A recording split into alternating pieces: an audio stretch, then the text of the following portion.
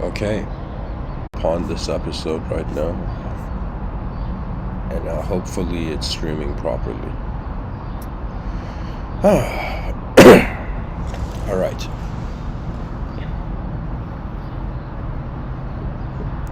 I think it's back to normal. Could understanding change? I was about to say change. Could understanding change lead to the changeless? Could pronouncing change properly lead to... All right.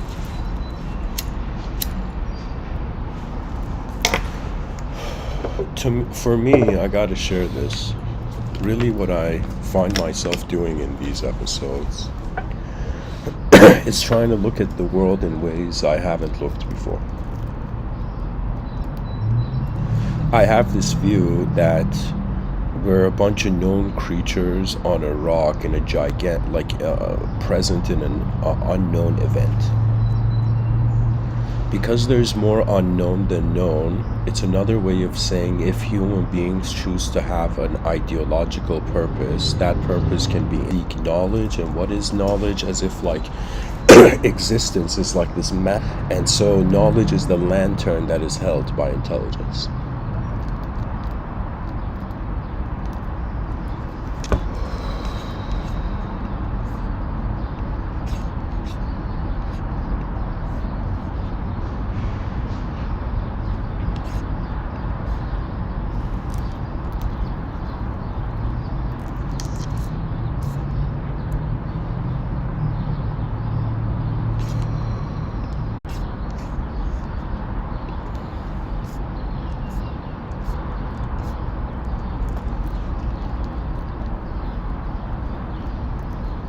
And I realized that human intelligence, through the development of the mind, has given an ability for human beings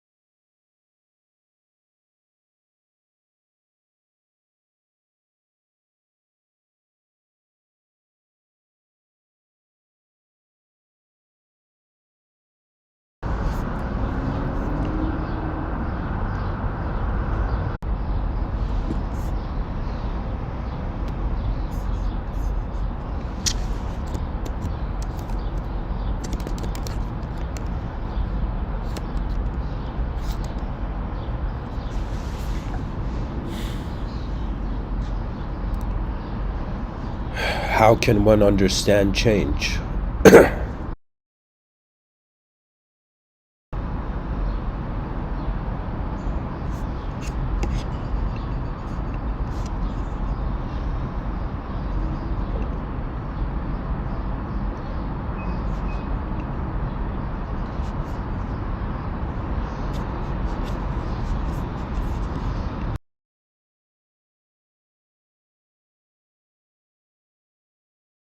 Two positions simultaneously.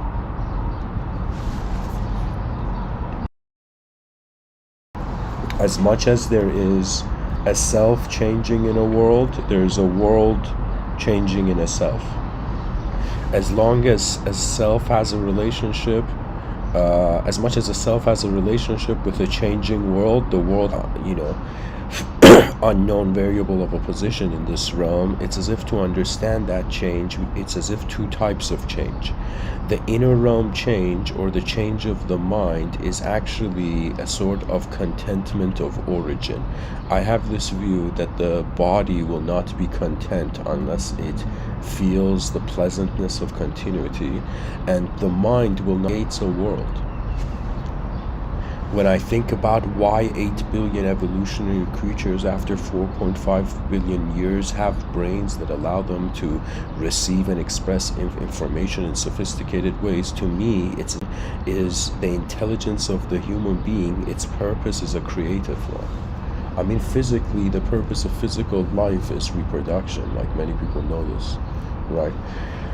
But the purpose of the mind, it's as if can the mind have children? The answer is like no. The mind is not an object to have children.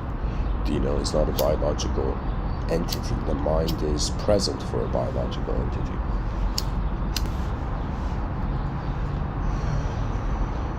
If we take this snapshot photo frame and movie kind of dynamic universe analogy, if we wonder about the outer realms, we'll notice something remarkable.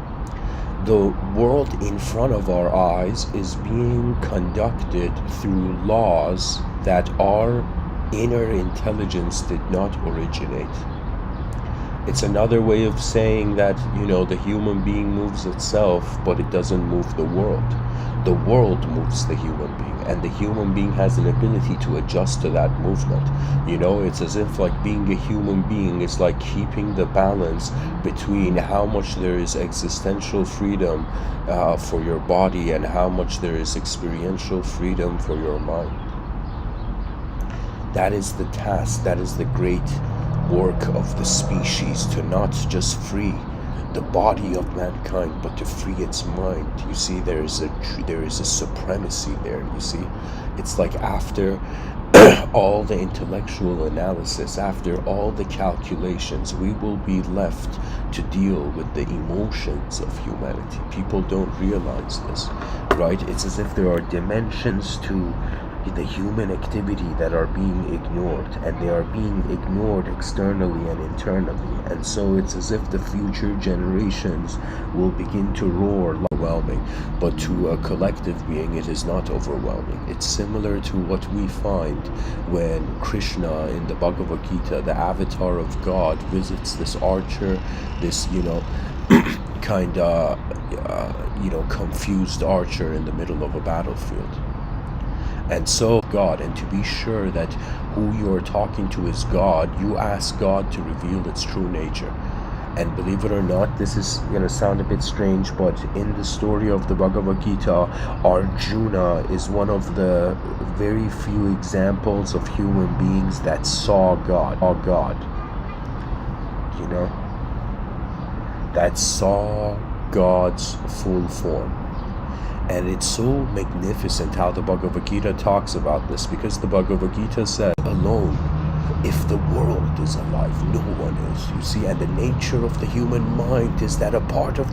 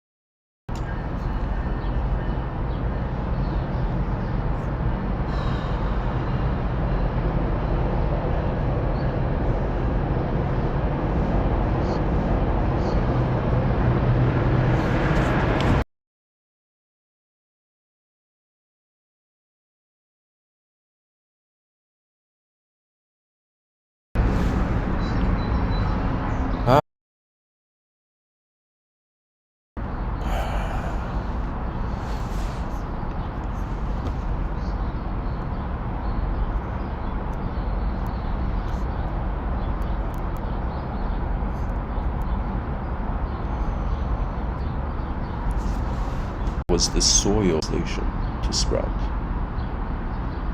Existence arrived into the cosmos. You know, just like how we can say consciousness just woke up in the cosmos, it's born, but the mind awakens to the world.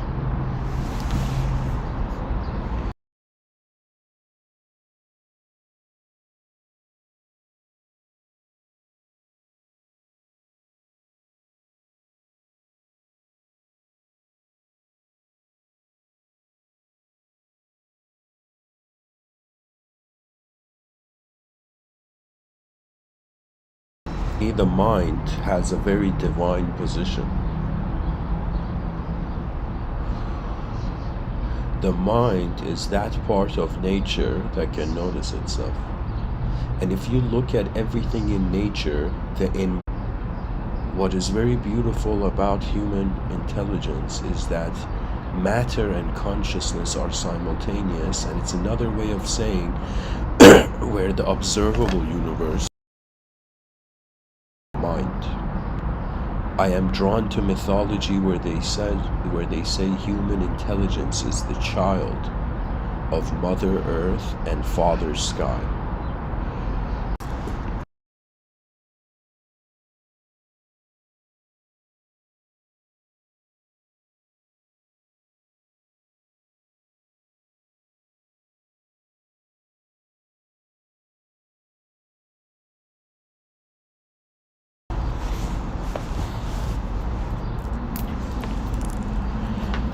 I think I gotta make this part 1, guys. The Wi-Fi is acting weird.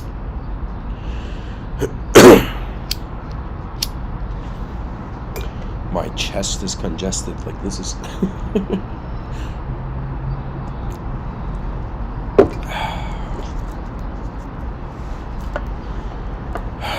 the mind gives meaning to change, the body changes the meaning.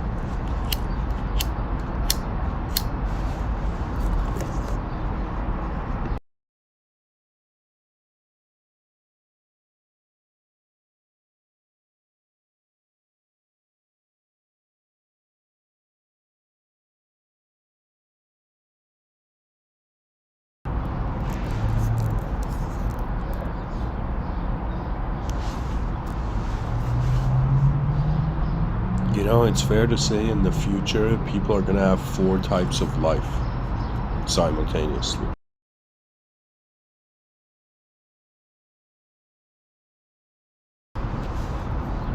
These 4 lives include a biological life. Its mother, it will want to see its father, and that's in some sense Father Sky, you know, Father Time, which is another way of saying space.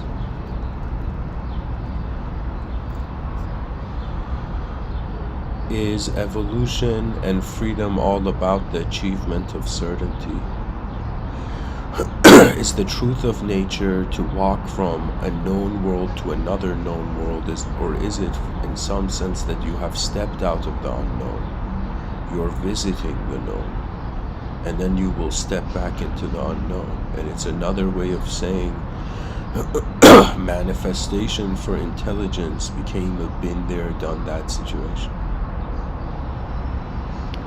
It's so bizarre to me because our eyes are like, you know, convince us that the purpose of life is shape. But that which is watching shape doesn't have a shape. The be easy to 2 dimension, the infinite dimension. The 0 dimension is like wondering if nothing is real.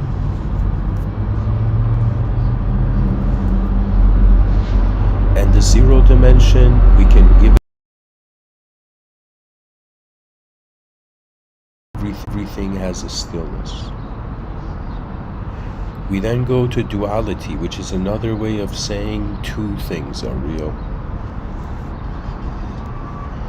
Or reality is divided. This is what really the dualistic dimension means. And an unknown singular world. There is the known and unknown worlds, which is duality, and then to have an infinite known, infinity is another way of saying there is content, but there isn't shape. Like infinity doesn't have a shape, guys, because you can never know when it stops to have shape.